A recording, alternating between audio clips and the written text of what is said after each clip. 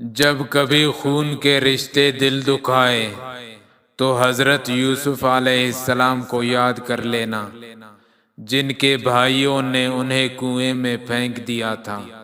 کبھی لگے کہ تمہارے والدین تمہارا ساتھ نہیں دے رہے تو ایک بار حضرت ابراہیم علیہ السلام کو ضرور یاد کر لینا، جن کے بابا نے ان کا ساتھ نہیں دیا بلکہ ان کو آگ میں پھینکوانے والوں کا ساتھ دیا۔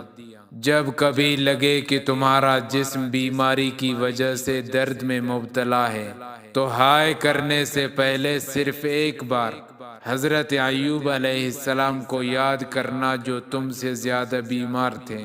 کبھی کسی مصیبت یا پریشانی میں مبتلا ہو تو شکوہ کرنے سے پہلے حضرت یونس علیہ السلام کو ضرور یاد کرنا، جو مچھلی کے پیٹ میں رہے اور وہ پریشانی تمہاری پریشانیوں سے زیادہ بڑی تھی۔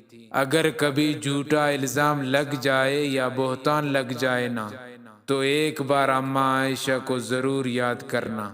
اگر کبھی لگے کہ اکیلے رہ گئے ہو تو ایک بار اپنے بابا آدم علیہ السلام کو یاد کرنا، جن کو اللہ تعالیٰ نے اکیلا پیدا کیا تھا اور پھر ان کو ساتھی عطا کیا۔ تو تم نا امید نہ ہو، نہ تمہارا بھی کوئی ساتھی ضرور بنے گا۔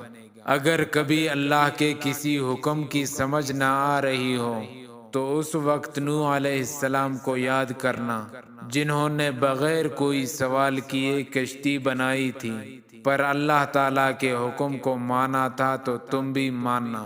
اور اگر کبھی تمہارے اپنے ہی رشتہ دار اور دوست تمہارا تمسخر اڑائے تو نبیوں کے سردار حضرت محمد صلی اللہ علیہ وسلم کو یاد کر لینا۔